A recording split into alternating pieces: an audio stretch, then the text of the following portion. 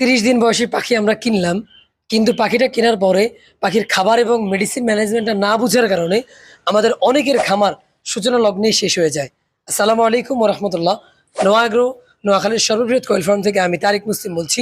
আজকের ভিডিওতে আমরা বলার চেষ্টা করব কিভাবে আপনি ৩০ দিন বয়সী পাখির খাবার এবং মেডিসিন ম্যানেজমেন্ট করবেন। প্রথমত হচ্ছে আপনি যখন ৩০ দিন বয়সী পাখিটা আমাদের থেকে কালেক্ট করবেন কিংবা অন্য কোনো জায়গা থেকে নিয়ে আসবেন, প্রথম দিন প্রথম দিন আপনি পাখিটাকে লাইসোবিট খাওয়াবেন। লাইসোবিট হচ্ছে কোয়েল পাখির গ্লুকোজ, যেটা আপনার বাচ্চাটা দূর থেকে আসার কারণে যে পরিমাণে ক্লান্তি হয় সেটা খুব সহজেই দূর করবে। পরবর্তী দিন থেকে টানা ৭ দিন আপনি জিঙ্ক এবং ক্যালসিয়াম খাওয়াবেন।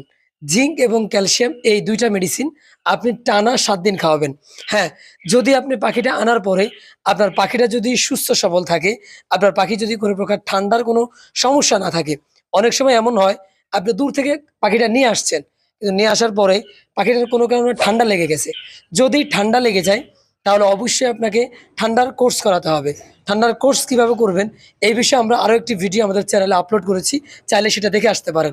তারপরে আমরা সংক্ষেপে আরেকবার বলে দিচ্ছি, সেটা হচ্ছে মাইক্রোনিট, ডক্সিএভেট এবং লাইসোবিট, এই ৩টা মেডিসিনকে একসাথে করে একবেলা খাওয়াবেন। আর শুধু লাইসোবিটটা আরেক বেলা খাওয়াবেন। অর্থাৎ সকালে মাইক্রোনিট, ডক্সিএভেট, লাইসোবিট ৩টা মেডিসিন একসাথে করে দিয়ে সকালবেলা দিবেন, রাতের বেলা শুধু লাইসোবিট দিবেন। এভাবে ৩ থেকে ৫ দিন একটা কোর্স করাবেন, তাহলে ইনশাআল্লাহ পাখিটা ঠান্ডা থেকে মুক্ত হয়ে যাবে। পরবর্তী সময় ইনশাআল্লাহ আপনি জিঙ্ক এবং ক্যালসিয়াম খাওয়াবেন টানা ৭ দিন। সকালবেলা জিঙ্ক দিলেন, এরপরে দুপুরবেলা সাদা পানি দিলেন, রাতের বেলা ক্যালসিয়াম দিলেন। এভাবে টানা ৭ দিন খাওয়াবেন। পরবর্তী সময়ে বাকি ৭ দিন সকালবেলা দিবেন আপনি ইসেল এবং রাতের বেলা দিবেন রেনাসল AD3E। এই মেডিসিনটা যদি ইনশাআল্লাহ টানা ৭ দিন খাওয়ান, তাহলে প্রথম দিন খাওয়াবেন লাইসোবিট, এরপরে টানা ৭ দিন জিঙ্ক ক্যালসিয়াম, এরপরে টানা ৭ দিন আপনার রেনাসল AD3 এবং ইসেল।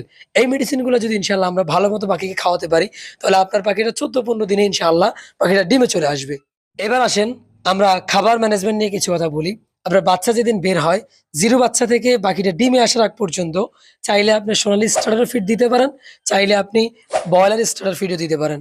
ব্রয়লার দিলে পাখিটা তাড়াতাড়ি ডিমে আসবে, আর সোনালী স্টার্টার ফিডটা দিলে পাখিটা কিছুদিন পরে ডিমে আসবে। এটা চলবে একদম ডিম পাড়া পর্যন্ত। আপনার পাখিটা যখন ডিমে চলে আসবে, আপনার পাখিটা যখন রানিং ডিম পাড়া শুরু করে দিবে, 10% 20% যখন ডিম রানিং হয়ে যাবে, তখন আপনি কি করবেন? আপনার পাখিটাকে লেয়ার 1 ফিট দিবেন 70%, এবং আপনার এই ব্রয়লার স্টার্টার কিংবা আপনার সোনালী স্টার্টার এটা দিবেন আপনার 30%।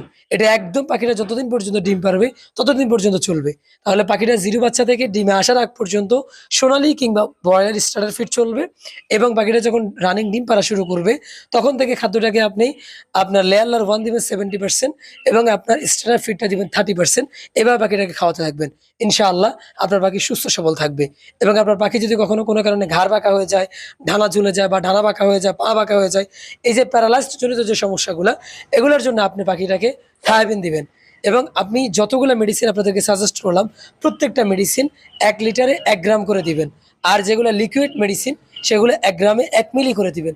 ১ গ্রাম মাপার জন্য ১ গ্রামের চামচ পাওয়া যায়, অথবা আমাদের যে ছোট ছোট যে দধি আছে, দইয়ের যে ছোট চামচ আছে, ওই চামচগুলো করে ১ চামচ দিলেই ১ গ্রাম হয়ে যাবে ইনশাআল্লাহ। আর লিকুইড ওষুধগুলো মাপার জন্য আপনি ১ মিলি ব্যবহার করবেন। ১ মিলি ব্যবহারের জন্য আপনি ছোট সিরিজ ব্যবহার করতে পারেন, ইনজেকশনের সিরিজ ব্যবহার করতে পারেন, যেগুলোতে ১ মিলি ২ মিলি দেয়া থাকে। সেগুলো আপনি ১ মিলি ১ লিটার পানিতে গুলে ১০০ পাখিকে খেতে দিবেন। ১ মিলি ১ লিটার পানিতে গুলে ১০০ পাখিকে খেতে দিবেন। ১ গ্রাম ১ লিটার পানিতে গুলে ১০০ পাখিকে খেতে দিবেন। আর যেই কোনো মেডিসিন গুলার পরে সর্বোচ্চ ৫ ঘন্টা পর্যন্ত রাখা যাবে। ৫ ঘন্টা পরে সেই মেডিসিনের পানিগুলো ফেলে দিয়ে আবার পাখিকে আপনি নতুন পানি দিবেন। তাহলে ইনশাআল্লাহ আপনার পাখি সুস্থ সবল থাকবে। যারা আমাদের থেকে পাখি নিয়েছেন, যারা বুঝতেছেন না কিভাবে বুঝবেন, তারা এই ভিডিওটা দেখতে পারেন। এই ভিডিও না বুঝলে সরাসরি আমাদেরকে কল করবেন 01610455695। বারাকাল্লাহু লানা ওয়া লাকুম। আসসালামু আলাইকুম ওয়া রাহমাতুল্লাহি ওয়া বারাকাতুহু।